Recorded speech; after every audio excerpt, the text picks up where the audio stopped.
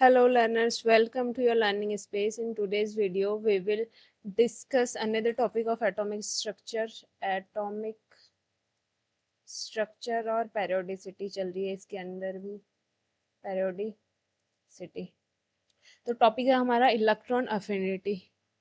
Topic is electron affinity. Electron affinity की मैं बात करूं तो सबसे पहले तो हमें ये देखना पड़ेगा कि एक्चुअल में इलेक्ट्रॉन एफिनिटी कहते किसको हैं. तो होता क्या है, अगर मेरे पास एक न्यूट्रल एटम है और वो न्यूट्रल एटम होना चाहिए इन गैसियस स्टेट.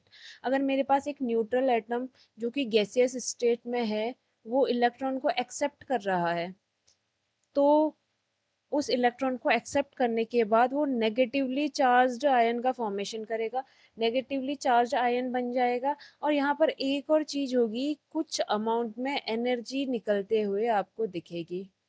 यहाँ पर एनर्जी रिलीज होगी.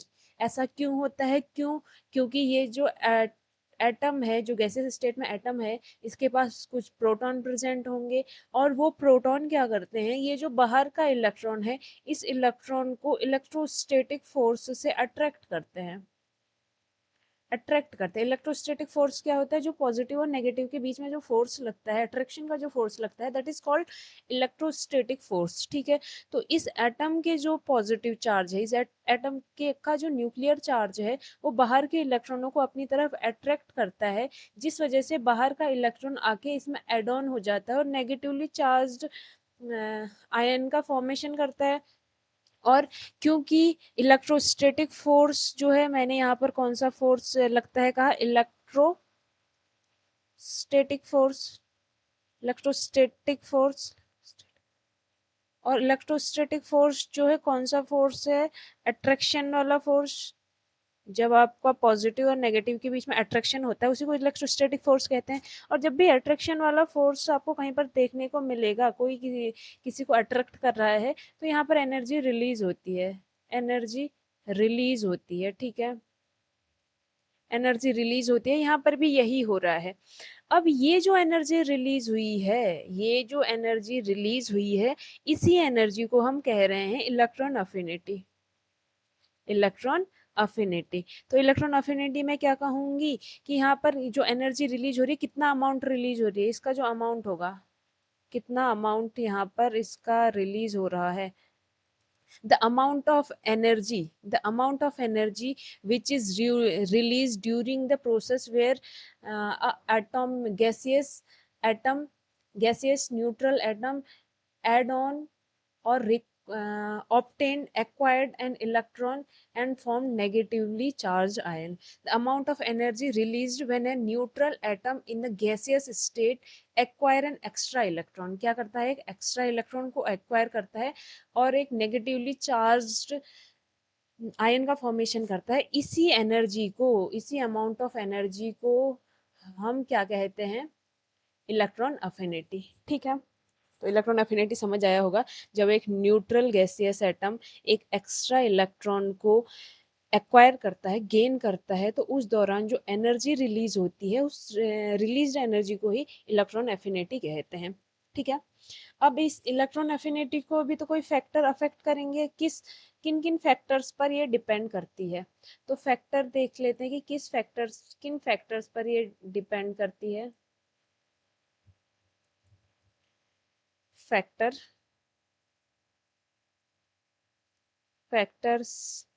अफेक्टिंग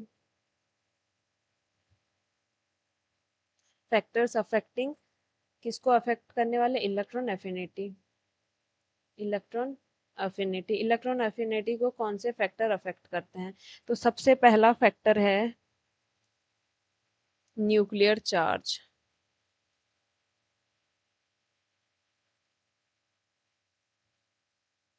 न्यूक्लियर चार्ज किस तरीके से अफेक्ट करता है, ध्यान देना. अगर मेरा न्यूक्लियर चार्ज इंक्रीज होगा, मुझे पता है हो क्या रहा है यहाँ पर. इलेक्ट्रॉन एफिनिटी हम किसको कह रहे हैं? जहाँ पर इस एक एटम जो है अपना तो इसका ठीक ठाक चल रहा है, लेकिन बाहर से ये जो पॉजिटिव चार्ज है बाहर वाले इलेक्ट्रॉन को भी खींच ले रहा है, और रिजल्टेंट में अपने पास एक एक्स्ट्रा इलेक्ट्रॉन रख ले रहा है, इसी को हम, और यहाँ पर जो एनर्जी निकल रही है, इस केस में जो एनर्जी निकल रही है उसको इलेक्ट्रॉन एफिनिटी कह रहे हैं। अब मेरा न्यूक्लियर चार्ज बढ़ेगा तो क्या होगा, ये जो न्यूक्लियर चार्ज है, ये चार्ज अगर इंक्रीज होगा तो ये चार्ज जितना ज़्यादा इंक्रीज होगा उतना ये इलेक्ट्रॉन को स्ट्रांगली अपनी साइड पुल करेगा, क्योंकि ये चार्ज ही तो इलेक्ट्रॉन को खींच रहा है। तो ये चार्ज, न्यूक्लियर चार्ज जितना ज़्यादा बढ़ेगा ये उतना स्ट्रांगली इलेक्ट्रॉन को पुल करेगा, और जितना ये पुल करेगा उतना अट्रैक्शन बढ़ेगा, उतना इलेक्ट्रोस्टैटिक फोर्स बढ़ेगा। इसका मतलब इलेक्ट्रोस्टैटिक फोर्स बढ़ेगा, अट्रैक्शन बढ़ेगा, और अट्रैक्शन की वजह से ही तो एनर्जी रिलीज हो रही है। तो अट्रैक्शन ज़्यादा होगा तो यहाँ पर जो एनर्जी रिलीज होगी वो भी ज़्यादा होगी, एनर्जी भी ज़्यादा रिलीज होगी। तो रिजल्टेंट यहाँ पर क्या होगा कि न्यूक्लियर चार्ज बढ़ेगा, न्यूक्लियर चार्ज बढ़ेगा तो हमारा एनर्जी भी ज़्यादा रिलीज होगी, यानी कि इलेक्ट्रॉन एफिनिटी की वैल्यू बढ़ते हुए आपको देखने को मिलेगी। तो हम यहाँ से क्या कह सकते हैं कि जो हमारा न्यूक्लियर चार्ज है, nuclear charge, this is directly proportional two electron affinity, electron affinity. Directly proportional का मतलब, डायरेक्टली प्रोपोर्शनल का मतलब ये है कि अगर न्यूक्लियर चार्ज बढ़ेगा तो भैया इलेक्ट्रॉन एफिनिटी भी बढ़ेगी। ठीक है, आगे।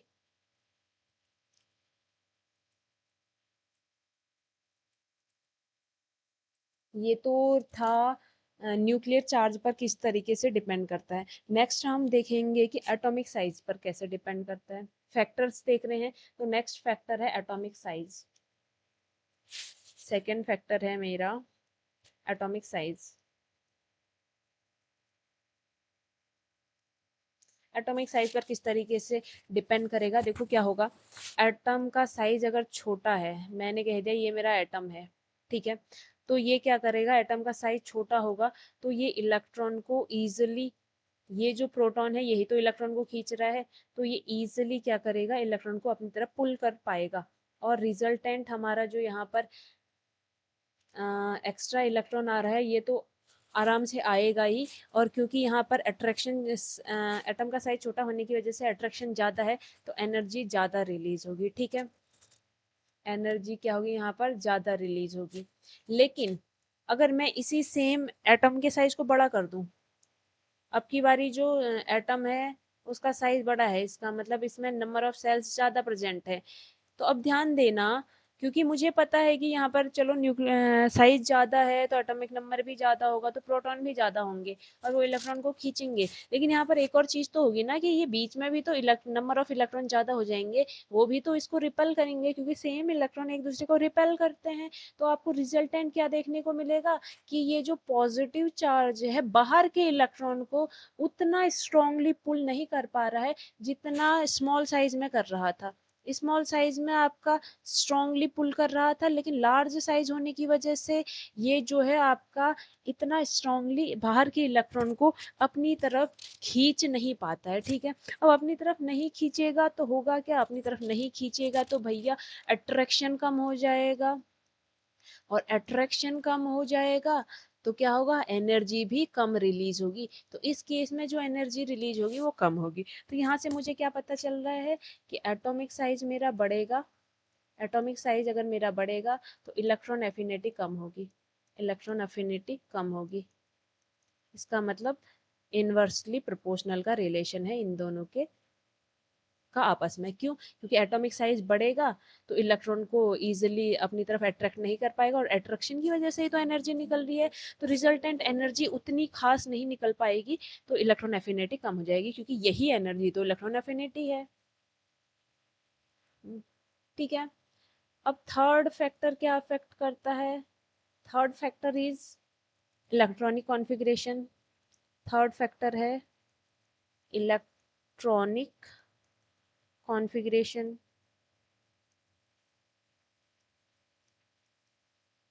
इलेक्ट्रॉनिक कॉन्फ़िगरेशन की मैं बात करूं तो जो स्टेबल इलेक्ट्रॉनिक कॉन्फ़िगरेशन है, ध्यान से सुनना, जो हमारे स्टेबल इलेक्ट्रॉनिक कॉन्फ़िगरेशन होते हैं, स्टेबल इलेक्ट्रॉनिक कॉन्फ़िगरेशन जो होते हैं कौन कौन से होते हैं, exact half filled, half filled and fully filled, fully filled. जो आधे और फुल फिल्ड रहते हैं वो जो होते हैं स्टेबल इलेक्ट्रॉनिक कॉन्फ़िगरेशन होते हैं। जैसे मैंने पहले भी ये चीज़ें शायद डिस्कस की होंगी जब हम इलेक्ट्रॉनिक कॉन्फ़िगरेशन देख रहे थे, specially of D block element. तो अगर ये मेरा इस तरीके से फिल है तो इसका मतलब एग्जैक्ट हाफ फिल्ड का केस है, और अगर इस तरीके से फिल है तो ये मेरा केस है एग्जैक्ट फुली फिल्ड का। ठीक है, अब ये जो इलेक्ट्रॉनिक कॉन्फ़िगरेशन होते हैं, ये electronic configuration stable electronic configuration है। स्टेबल इलेक्ट्रॉनिक कॉन्फ़िगरेशन, अगर कोई एलिमेंट, किसी एलिमेंट का अगर कॉन्फ़िगरेशन स्टेबल है, स्टेबल इलेक्ट्रॉनिक कॉन्फ़िगरेशन है, इसका मतलब वो बाहर से इलेक्ट्रॉन ऐड नहीं करना चाहेगा। क्यों? ध्यान से देखना, अगर बाहर से इलेक्ट्रॉन, माना इसने ऐड, ये जो भी इलेक्ट्रॉनिक कॉन्फ़िगरेशन है, माना इसने बाहर से एक और इलेक्ट्रॉन एक्वायर कर लिया, जैसे अभी तक इलेक्ट्रॉन एफिनिटी के केस में एक्वायर कर रहे थे, तो यहाँ पर क्या हो जाएगा, एक इलेक्ट्रॉन इस तरीके से आ जाएगा। अब ये क्या एग्जैक्ट हाफ फिल्ड है? नहीं। जबकि एग्जैक्ट हाफ फिल्ड अगर P3 का केस होता तो उसकी स्टेबिलिटी P4 से ज़्यादा होती है। क्यों? क्योंकि एग्जैक्ट हाफ फील्ड का केस है। तो क्या स्टेबल, अगर कोई पहले से स्टेबल है, पहले से P3 में है, तो क्या वो P4 अनस्टेबिलिटी की तरफ जाना चाहेगा? अनस्टेबिलिटी की तरफ कोई भी जाना चाहेगा? नहीं, कोई नहीं जाता है। सब लोग स्टेबल होना चाहते हैं, स्टेबिलिटी की तरफ मूव करते हैं, अनस्टेबिलिटी की तरफ कोई भी नहीं जाता है। ठीक है, तो इसका मतलब ये P4 नहीं होना चाहेगा। तो जो भी हमारे हाफ फिल्ड और फुली फिल्ड होंगे, उनकी जो इलेक्ट्रॉन अफिनिटी होगी वो लगभग जीरो के आसपास होती है या बहुत कम होती है। ठीक है, जैसे मैं एक एग्जांपल ले लेती हूँ, नाइट्रोजन। नाइट्रोजन का इलेक्ट्रॉनिक कॉन्फ़िगरेशन आप देखेंगे तो 2s2 2p3 है। तो अब ये क्या, नाइट्रोजन एक इलेक्ट्रॉन एक्सेप्ट करके नाइट्रोजन माइनस, जिसका इलेक्ट्रॉनिक कॉन्फ़िगरेशन 2s2 2p4 होगा और यहाँ पर एनर्जी होगी, क्या इस नाइट्रोजन माइनस में जाना चाहेगा? इस P3 से P4 में जाना चाहेगा? नहीं जाना चाहेगा, क्योंकि इस यहाँ पर जो ये है, इसका इलेक्ट्रॉनिक कॉन्फ़िगरेशन स्टेबल है, जबकि इसका इलेक्ट्रॉनिक कॉन्फ़िगरेशन अनस्टेबल है। रिजल्टेंट क्या होगा कि यहाँ पर ये इसको अट्रैक्ट ही नहीं करेगा। क्यों? क्योंकि इसके अट्रैक्शन से दिक्कत आ रही है, तो इसको अट्रैक्ट ही नहीं करेगा, तो अट्रैक्शन कम तो एनर्जी कम, एनर्जी कम ऑलमोस्ट जीरो तक की एनर्जी होती है। ठीक है, ऐसे ही आप फुली फिल्ड वाले ले लोगे। ये मैंने दिखा दिया था, डी का दिखाया है, अगर इसी के पी का होगा तो इस तरीके से होगा। ठीक है, तो मैं इसका एग्जाम्पल ले लूँ, जैसे मैंने ले लिया नियॉन ले लिया, नियॉन का 2p6 होता है। क्या 2p6 के बाद कोई इलेक्ट्रॉन ये गेन कर सकता है? नहीं। इसका मतलब अगर नियॉन है तो उसको आप इलेक्ट्रॉन ऑफर करोगे कि भाई ले इलेक्ट्रॉन खींच, तो ये नियॉन नेगेटिव में जा ही नहीं सकता है, क्योंकि पहले से फुली फिल्ड हो गया, जितना ये ले सकता था इलेक्ट्रॉन सारे ले लिए इसने। तो यहाँ पर जो ये एनर्जी होगी ये लगभग जीरो होगी। तो इलेक्ट्रॉनिक कॉन्फ़िगरेशन किस तरीके से यहाँ पर कंट्रीब्यूट करता है वो आपने देख लिया है। ठीक है, तो ये हमारा था कि कौन से फैक्टर हमारा इलेक्ट्रॉन एफिनिटी को अफेक्ट करते हैं। अब हम देखेंगे कि जो ग्रुप है या पेरियोड है उनमें इनका वेरिएशन किस तरीके से चलता है, किस तरीके से वेरिएशन होता है यहाँ पर इन ग्रुप और पेरियोड। तो सबसे पहले हम देखेंगे variation of electron affinity in periodic table.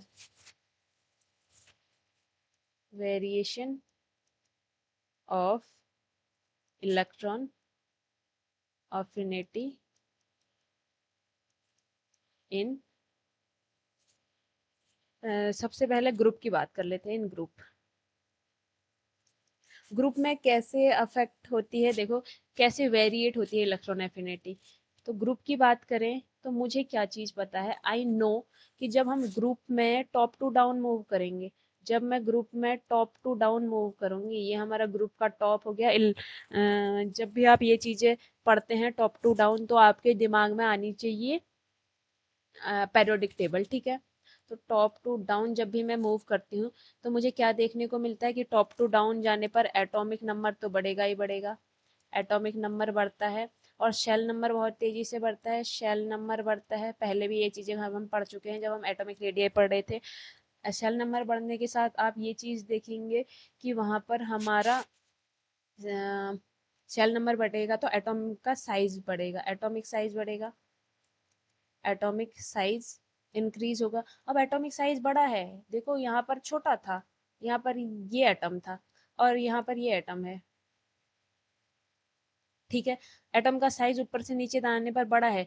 अब यहाँ पर दोनों के पास इलेक्ट्रॉन एक्सेप्ट करने का मौका है, तो ये तो इलेक्ट्रॉन को तेजी से खींचेगा ना, क्योंकि इसके पॉजिटिव चार्ज इलेक्ट्रॉन को इजिली अट्रैक्ट कर पाएंगे, क्योंकि इजिली देख पा रहे हैं, इसका इफेक्ट पड़ जाएगा यहाँ पे, क्योंकि रास्ते में कोई ज्यादा इलेक्ट्रॉन है नहीं। लेकिन जब आप यहाँ देखोगे तो यहाँ पर रास्ते में बहुत सारे इलेक्ट्रॉन इसको मिलेंगे, ये एक दूसरे को रिपेल करेंगे। एट रिजल्टेंट यहाँ पर इन दोनों के बीच का जो अट्रैक्शन होगा वो कम हो जाएगा, और यहाँ पर जो अट्रैक्शन होगा वो ज़्यादा होगा। इसी अट्रैक्शन की वजह से तो एनर्जी रिलीज हो रही थी, तो यहाँ ज़्यादा एनर्जी रिलीज होगी, ज़्यादा इलेक्ट्रॉन एफिनिटी होगी, यहाँ एनर्जी कम रिलीज होगी, तो इसकी इलेक्ट्रॉन एफिनिटी कम हो जाएगी। तो टॉप टू डाउन जाने पर एटॉमिक साइज, एटॉमिक नंबर बढ़ रहा है, शेल नंबर बढ़ रहा है, एटॉमिक साइज भी बढ़ रहा है, तो इट मीन्स इलेक्ट्रॉन एफिनिटी कम होगी। पहले भी मैंने बता दिया है कि एटॉमिक साइज बढ़ेगा तो इलेक्ट्रॉन एफिनिटी कम होगी, ठीक है। तो ये वेरिएशन है टॉप टू डाउन मूव करने पर। अब ग्रुप में देख लेते हैं वेरिएशन ऑफ इलेक्ट्रॉन एफिनिटी इन पेरियोड।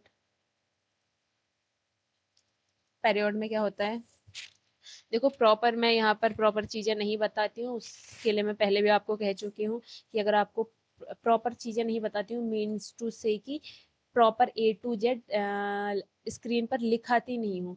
और क्योंकि हम यहाँ पर लेक्चर को पढ़ रहे हैं, तो पढ़ाने के पर्पज से मैं जितनी चीज़ें इंपॉर्टेंट होती है वही बताती हूँ। लेकिन आपको प्रॉपर नोट्स चाहिए, तो प्रॉपर नोट्स एग्जाम के पर्पज से चाहिए, तो उसके लिए आपको व्हाट्सअप करना पड़ेगा 9410927376 पर। यहाँ पर आप इस नंबर पे व्हाट्सअप करेंगे तो आपको नोट्स मिल जाएंगे। इस नंबर पे व्हाट्सअप करके बता दीजिए आपको किस टॉपिक के नोट्स चाहिए, तो वहाँ पर आपको प्रोवाइड करा दिए जाएंगे, ठीक है।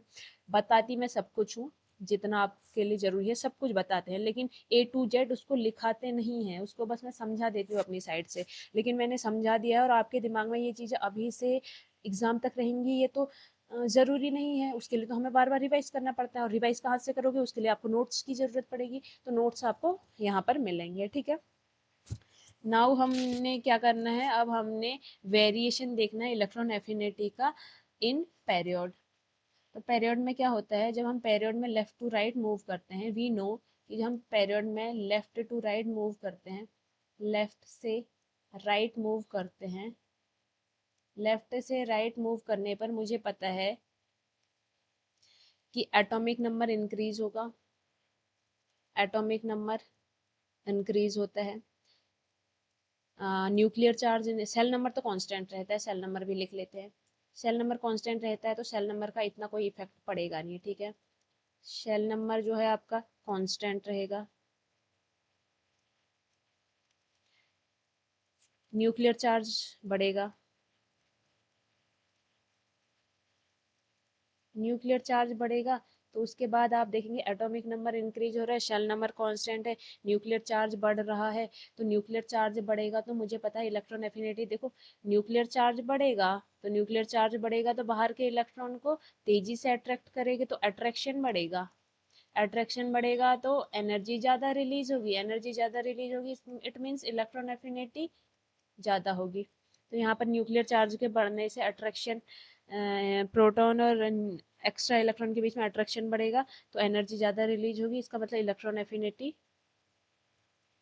इलेक्ट्रॉन अफिनिटी बढ़ेगी। कहाँ, लेफ्ट से राइट मूव करने पर इलेक्ट्रॉन एफिनिटी बढ़ते हुए देखने को मिलेगी, ठीक है। एक्सेप्ट सम एक्सेप्शनल केस, कुछ एक्सेप्शनल केस आते हैं, एक्सेप्शनल केस आते हैं, उसमें शायद जो मैंने ग्रुप वाली चीजें बताई या मैंने पेरियोड में क्या होता है बताया, ये शायद थोड़ा यहाँ पर आपको देखने को ना मिले, लेकिन वो एक्सेप्शनल केस होते हैं, उनके अलग रीजन होते हैं, वो भी मैं आपको बताऊंगी, ठीक है। लेकिन नॉर्मली जनरली जो है यही ऑर्डर चलते हैं, जनरली दोनों में, जनरली दोनों में, यानी कि ग्रुप में भी और पेरियोड में भी आपको सेम ऑर्डर फॉलो करना पड़ेगा, सेम चीजें देखने को मिलेंगी, ठीक है। तो अब जो एक्सेप्शनल केस है उसको देख लेते हैं, हमारा एक्सेप्शनल केस क्या है।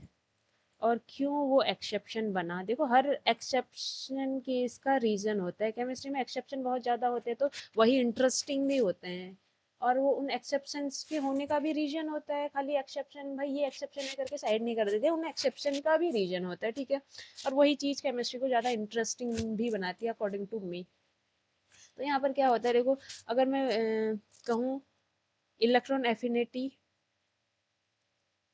चेक करूं किसकी, फ्लोरीन की एंड क्लोरीन की, फ्लोरीन एंड क्लोरीन की, तो भाई क्या होगा, फ्लोरीन और क्लोरीन में किसकी इलेक्ट्रॉन एफिनिटी ज़्यादा होगी। तो मुझे पता है कि फ्लोरीन, क्लोरीन, ब्रोमीन, आयोडीन ये सब एक ग्रुप में आते हैं, और ग्रुप में ऊपर से नीचे जाने पर मुझे पता है एटॉमिक नंबर बढ़ेगा तो न्यूक्लियर चार्ज बढ़ेगा, और न्यूक्लियर चार्ज के बढ़ने से इलेक्ट्रॉन एफिनिटी भी बढ़ती है, ठीक है। इसका मतलब मेरे इस नॉलेज के अकॉर्डिंग जो क्लोरीन की इलेक्ट्रॉन एफिनिटी है वो फ्लोरीन की इलेक्ट्रॉन एफिनिटी से, सॉरी, जो फ्लोरीन की इलेक्ट्रॉन एफिनिटी है नीचे की तरफ बढ़ेगी नहीं, कम होगी। थोड़ा सा मिस्टेक तो कर ही रहे हैं। यहाँ पर क्या होगा, न्यूक्लियर चार्ज तो बढ़ेगा, नो डाउट न्यूक्लियर चार्ज बढ़ेगा, लेकिन यहाँ पर डोमिनेंट चीज होती है शेल नंबर। शेल नंबर बढ़ता है, शेल नंबर बढ़ेगा तो इलेक्ट्रॉन एफिनिटी कम होगी, ठीक है। तो इलेक्ट्रॉन एफिनिटी कम होगी तो इट मीन्स कि फ्लोरीन की इलेक्ट्रॉन एफिनिटी क्लोरीन से ज़्यादा होनी चाहिए। लेकिन यही तो एक्सेप्शन है, दिस इज एक्सेप्शन। एक्सेप्शन है तो मतलब फ्लोरीन की ज़्यादा नहीं होगी, क्लोरीन की ज़्यादा होगी फ्लोरीन से। एक्सेप्शनल केस है, क्लोरीन की इलेक्ट्रॉन एफिनिटी फ्लोरीन से ज़्यादा होती है। ये हमारा इलेक्ट्रॉन एफिनिटी है, क्यों ज़्यादा होती है वो भी बताऊंगी, डोंट वरी।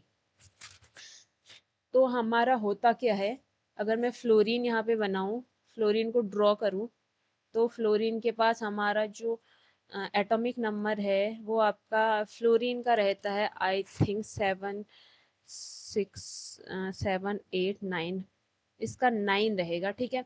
9 रहेगा तो यहाँ पर इसके पास 9 इलेक्ट्रॉन होंगे, एक सॉरी आउटर मोस्ट में 7 इलेक्ट्रॉन होंगे, 2 3 4 5 6 7, दो अंदर होते हैं यानी कि 1s में होते हैं, टू टू वाले जो सेल है उसमें 7 ही इलेक्ट्रॉन होंगे। अब एट द सेम टाइम में अगर क्लोरीन का बनाऊं, क्लोरीन का बनाऊं, तो यहाँ पर तो आप देखोगे कि जो इसका इलेक्ट्रॉनिक कॉन्फ़िगरेशन है 1s2 2s2 2p6 है, सॉरी 2p5 है, और इसका 2s2 3s2 3p5 होगा, ठीक है।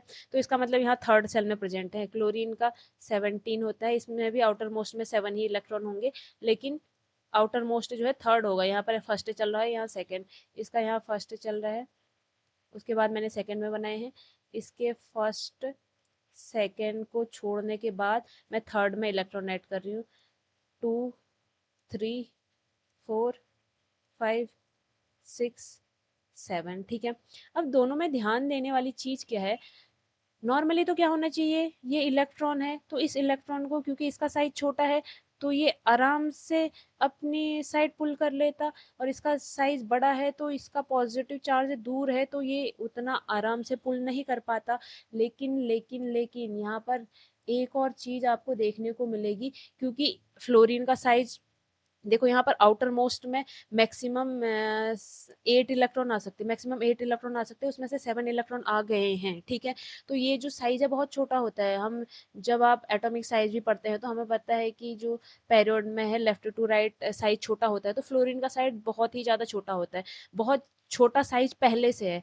देखो पहले से बहुत छोटा साइज है तो इसका मतलब ये इलेक्ट्रॉन बहुत पास पास में है, यहाँ पर जो इलेक्ट्रॉन बहुत होंगे वो बहुत ज़्यादा पास में होंगे, पास में इलेक्ट्रॉन होंगे तो इस इलेक्ट्रॉन के लिए यहाँ पर स्पेस की प्रॉब्लम हो जाती है, स्पेस उतना आसानी से इस इलेक्ट्रॉन को मिल नहीं पाता है, क्यों, क्योंकि इसका साइज छोटा है।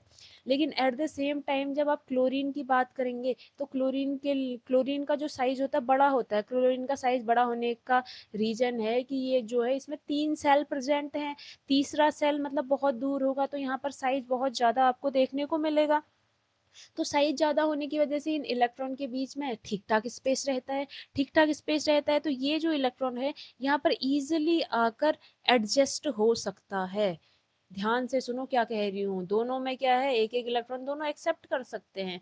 अब नॉर्मली इसका साइज छोटा है तो इसने तेजी से इलेक्ट्रॉन एक्सेप्ट करना चाहिए, इसने ये उतना अच्छे से इलेक्ट्रॉन एक्सेप्ट नहीं कर पाता। बट क्या होता है, इसका साइज छोटा होने की वजह से यहाँ पर इलेक्ट्रॉन और इलेक्ट्रॉन के बीच में रिपल्शन ज़्यादा हो जाता है, एक दूसरे को रिपेल करते हैं, जबकि यहाँ पर रिपल्शन उतना बढ़िया होता नहीं है, रिपल्शन कम होता है, यहाँ पर रिपल्शन ज़्यादा होता है। ठीक है, रिपल्शन ज़्यादा होगा तो अट्रैक्शन कम होगा, अट्रैक्शन कम होगा तो एनर्जी कम तो इलेक्ट्रॉन एफिनिटी कम, और इसका रिपल्शन कम तो अट्रैक्शन ज़्यादा, अट्रैक्शन ज़्यादा तो एनर्जी ज़्यादा, एनर्जी ज़्यादा तो इलेक्ट्रॉन एफिनिटी ज़्यादा। यही तो हम कह रहे हैं कि क्लोरीन की इलेक्ट्रॉन एफिनिटी फ्लोरीन से ज़्यादा होगी भैया। ठीक है, तो ये एक्सेप्शन है, और एक्सेप्शन भी क्यों क्रिएट हुआ उसका भी एक रीजन है, वो हमने बता दिया है। ठीक है, अब एक दो पॉइंट और हैं जो मैंने बताने हैं इसमें आपको, आगे देख लेंगे कि जो हमारा देखो जो हेलोजेंस होते हैं ना, हेलोजन यही chlorine, fluorine, chlorine, bromine, iodine, ये जो हेलोजन है जब आप इनको देखोगे तो इनकी जो इलेक्ट्रॉन एफिनिटी है वो सबसे ज़्यादा होती है, बहुत ज़्यादा हाई होती है। क्या कह रही हूँ मैं, electron affinity of halogen is generally high, high भी नहीं, वेरी हाई। क्यों होती है बहुत ज़्यादा, रीज़न क्या है, सिंपल सा रीज़न है, fluorine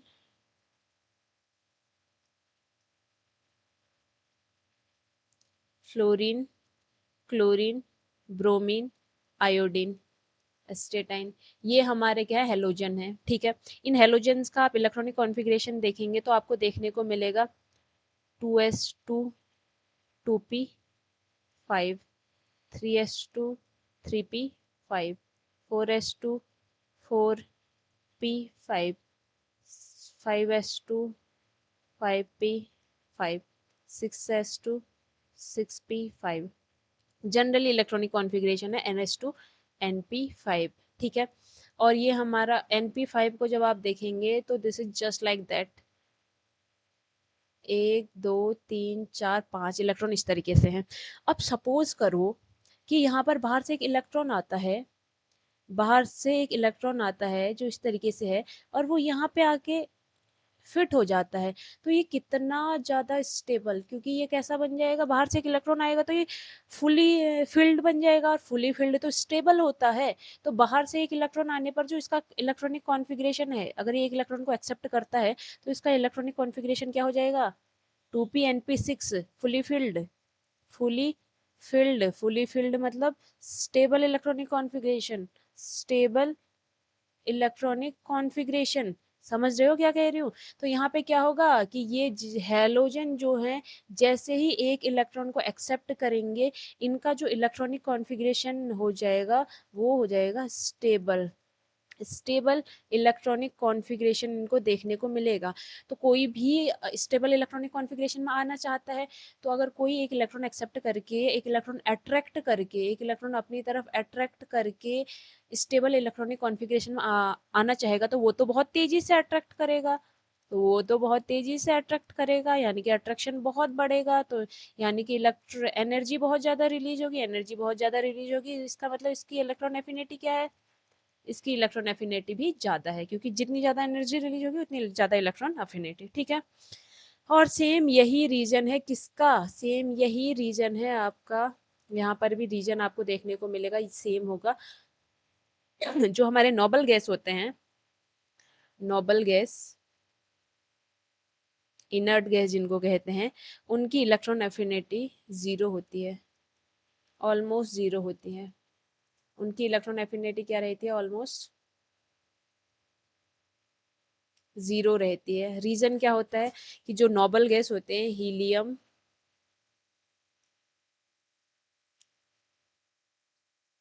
helium, neon, argon, krypton, xenon, and radon. इनका जब आप इलेक्ट्रॉनिक कॉन्फ़िगरेशन देखोगे तो इलेक्ट्रॉनिक कॉन्फ़िगरेशन आपको NH2 NP6 दिखेगा। NP6 यानी कि स्टेबल इलेक्ट्रॉनिक कॉन्फ़िगरेशन। जिसका इलेक्ट्रॉनिक कॉन्फ़िगरेशन स्टेबल है उसमें क्या चीज़ आपको देखने को मिलेगी, क्या वो बाहर से देखो खुद ही देखो इलेक्ट्रॉन देखोगे तो यहाँ पर जो इलेक्ट्रॉन्स होंगे फुली फिल्ड होंगे। क्या बाहर के इलेक्ट्रॉन के लिए इसके पास जगह है? बाहर के इलेक्ट्रॉन के लिए जगह है? नहीं। तो क्या बाहर के इलेक्ट्रॉन को अट्रैक्ट करेगा?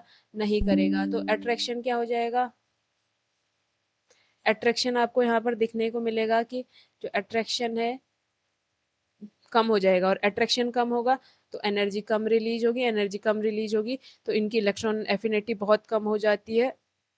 Up up to zero, zero तक आ जाती है, जीरो तक रिड्यूस हो जाती है। Electron affinity of noble gas reduces up to zero, zero तक रिड्यूस हो जाती है। रीजन साफ साफ है कि इसका इलेक्ट्रॉनिक कॉन्फ़िगरेशन पहले से बहुत ज़्यादा स्टेबल है, बाहर से इलेक्ट्रॉन एक्सेप्ट करना ही नहीं चाहेगा। ठीक है। अब यहाँ पर एक और कॉन्सेप्ट आता है इलेक्ट्रॉन एफिनिटी में, जो कि है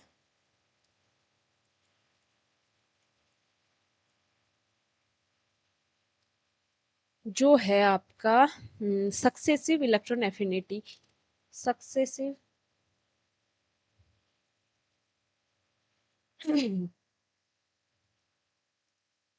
सक्सेसिव इलेक्ट्रॉन अफिनिटी की जो वैल्यू है नेगेटिव वैल्यू, नेगेटिव वैल्यू। इसकी नेगेटिव वैल्यू क्यों होती है इसको एक्सप्लेन करेंगे, और सक्सेसिव इलेक्ट्रॉन एफिनिटी होता क्या है वो भी बताऊंगी। नॉर्मली क्या है, एक एटम था मेरे पास, उसने एक इलेक्ट्रॉन एक्सेप्ट किया तो ये नेगेटिवली चार्ज एटम बन गया। ये गैसियस स्टेट की बात हो रही है। यहाँ पर जो एनर्जी रिलीज होगी मुझे पता है, दिस इज इलेक्ट्रॉन एफिनिटी। ये जो एनर्जी का अमाउंट है वही इलेक्ट्रॉन एफिनिटी है। ठीक है। अब क्या होगा कि ये जो नेगेटिवली चार्ज आयन है, नेगेटिवली चार्ज आयन अगर फिर से एक और इलेक्ट्रॉन एक्सेप्ट कर रहा है, फिर से एक और इलेक्ट्रॉन एक्सेप्ट कर रहा है और दो नेगेटिव चार्ज यहाँ पर जनरेट कर ले रहा है, तो यहाँ पर क्या होगा, यहाँ पर अगर एनर्जी की बात आती है, एनर्जी देखो, एनर्जी फिर रिलीज तो नहीं होगी, लेकिन यहाँ पर जो भी एनर्जी में फिर चेंज आएगा, change in energy, change in energy, तो ये जो एनर्जी का चेंज होगा वो यहाँ पर हमारा पॉजिटिव ना रहकर नेगेटिव रहता है। ठीक है। और ये जो इलेक्ट्रॉन एफिनिटी है इसको मैं सेकेंड इलेक्ट्रॉन एफिनिटी या थर्ड इलेक्ट्रॉन एफिनिटी या जो भी आगे के सब्सिक्वेंट इलेक्ट्रॉन एफिनिटी है वो कहेंगे। ठीक है। तो इनको कहते हैं, ये आपके, ये तो नॉर्मली इलेक्ट्रॉन एफिनिटी था, ये सेकेंड इलेक्ट्रॉन एफिनिटी है। फिर अगर क्या हो गया, 2- ने भी एक और इलेक्ट्रॉन एक्सेप्ट कर दिया तो ये क्या हो जाएगा, 3- हो जाएगा। फिर यहाँ पर कोई एनर्जी की रिक्वायरमेंट होगी, वो भी नेगेटिव होगी। ठीक है। तो ये आपका थर्ड इलेक्ट्रॉन एफिनिटी हो जाएगी। फिर नेक्स्ट होगी तो फोर्थ इलेक्ट्रॉन, ऐसे सब्सिक्वेंट इलेक्ट्रॉन एफिनिटीज आपको देखने को मिल सकती हैं। ठीक है। इन दोनों के केस में होगा क्या, अब इसको एक्सप्लेन करते हैं कि ये दोनों केसेस में ऊपर की जो ये वाली इलेक्ट्रॉन एफिनिटी थी इसकी वैल्यू जब आप देखोगे, इस इलेक्ट्रॉन एफिनिटी की वैल्यू देखोगे तो ये पॉजिटिव में देखने को मिलेगी। इसका मतलब यहाँ पर एनर्जी रिलीज हुई होगी। ठीक है। लेकिन जब आप इन दोनों की एनर्जी देखोगे, ये नेगेटिव है, जब आप इन दोनों की एनर्जी देखोगे तो ये एनर्जी आपको नेगेटिव एनर्जीज मिलेंगी, नेगेटिव एनर्जीज मिलेंगी। इसका मतलब यहाँ पर एनर्जी रिलीज नहीं हो रही है। मुझे इस इलेक्ट्रॉन को कराने के लिए, मुझे इस रिएक्शन को, मुझे इस रिएक्शन और इस रिएक्शन को कराने के लिए इस रिएक्शन को एनर्जी देनी पड़ेगी। इस रिएक्शन के दौरान एनर्जी निकलेगी नहीं, मुझे इस रिएक्शन को एनर्जी देनी पड़ेगी। दैट्स वाई यहाँ पर जो इनकी इलेक्ट्रॉन एफिनिटी है वो नेगेटिव हो जाती है। इलेक्ट्रॉन एफिनिटी नेगेटिव होने का मतलब है कि ये रिएक्शन एनर्जी मांग रहा है। अब ऐसा होता क्यों है, ध्यान देना। पहली बारी क्या था, पहली बारी मेरा एक एटम था, वो एक इलेक्ट्रॉन एक्सेप्ट कर रहा था और मुझे पता है कि ये इस इलेक्ट्रॉन को जब अट्रैक्ट करेगा तो अट्रैक्शन की वजह से यहाँ पर एनर्जी निकलेगी, इसलिए ये एनर्जी पॉजिटिव में निकल रही है। अब नेक्स्ट टाइम क्या होगा, ध्यान देना, नेक्स्ट टाइम ये ऑलरेडी ये जो एटम था उसने इस इलेक्ट्रॉन को एक्सेप्ट कर लिया है। अब ये ए था तो ए माइनस बन गया है, ठीक है। अब अगली बारी जो अगला इलेक्ट्रॉन है वो ए माइनस एक्सेप्ट करेगा। ये ए माइनस अगर नेक्स्ट टाइम फिर इलेक्ट्रॉन एक्सेप्ट करने जा रहा है, इस ए माइनस की फर्दर रिएक्शन करवा रहे हैं, इसी ए माइनस में इलेक्ट्रॉन एक्सेप्ट करवा रहे हैं, तो यहाँ पर दोबारा अगर ये इलेक्ट्रॉन एक्सेप्ट करने जाएगा तो क्या होगा, ये इस अब की बार इसके पॉजिटिव इसको अट्रैक्ट कम करेंगे, और ये जो पहले से इसके पास एक्स्ट्रा इलेक्ट्रॉन है ये इसको रिपल ज्यादा करेगा, ये कहेगा कि भाई तुम दूर जाओ, ठीक है। तो इसका मतलब यहाँ पर अट्रैक्शन तो आपको कम देखने को मिलेगा, रिपल्शन आपको ज्यादा देखने को मिलेगा। और अट्रैक्शन कम रिपल्शन ज्यादा, इसका मतलब जो इलेक्ट्रॉन एफिनिटी है वो बहुत कम होगी। बहुत कम क्या, यहाँ पर तो इलेक्ट्रॉन एफिनिटी निकलती नहीं है, ये इलेक्ट्रॉन तो तब तक एक्सेप्ट नहीं होगा जब तक आप इस रिएक्शन को एनर्जी प्रोवाइड नहीं कराओगे। इस रिएक्शन को अगर आप एनर्जी दे रहे हो, अभी तक तो एनर्जी रिएक्शन के दौरान निकल रही थी तो पॉजिटिव थी, लेकिन अब आप इस रिएक्शन को एनर्जी दोगे तो जो एनर्जी होगी वो नेगेटिव होगी, ठीक है, क्योंकि आप रिएक्शन को एनर्जी दे रहे हो। सेम क्या होगा अगर यहाँ पर दो नेगेटिव है, अब दो दो नेगेटिव है भाई, दो दो नेगेटिव मतलब इलेक्ट्रॉन को बिल्कुल नहीं चाहेंगे कि एक और इलेक्ट्रॉन यहाँ आए, क्योंकि नेगेटिव तो एक दूसरे को रिपल करेंगे ना, पहले से उस एटम के पास नेगेटिव ज्यादा हो गए हैं, पॉजिटिव पहले से कांस्टेंट है और नेगेटिव बड़े ही जा रहे हैं, तो अब इलेक्ट्रॉन एक्सेप्ट करना उसके लिए बहुत बड़ी डील हो जाएगी, वो इलेक्ट्रॉन एक्सेप्ट नहीं करना चाहेगा। फिर भी तुम बहुत ज्यादा एनर्जी देके इलेक्ट्रॉन ये वाली रिएक्शन करवा रहे हो, इलेक्ट्रॉन एक्सेप्ट करवा रहे हो, तो अब की बार तुम्हें और ज़्यादा एनर्जी देनी पड़ेगी, और अब की बारी जो थर्ड इलेक्ट्रॉन एफिनिटी होगी वो आपको मोर नेगेटिव मिलेगी, पहले से भी ज़्यादा नेगेटिव मिलेगी, क्योंकि तुम्हें ज़्यादा एनर्जी यहाँ पर देने की ज़रूरत पड़ रही होगी, ठीक है। तो कहने का मतलब है कि जब आप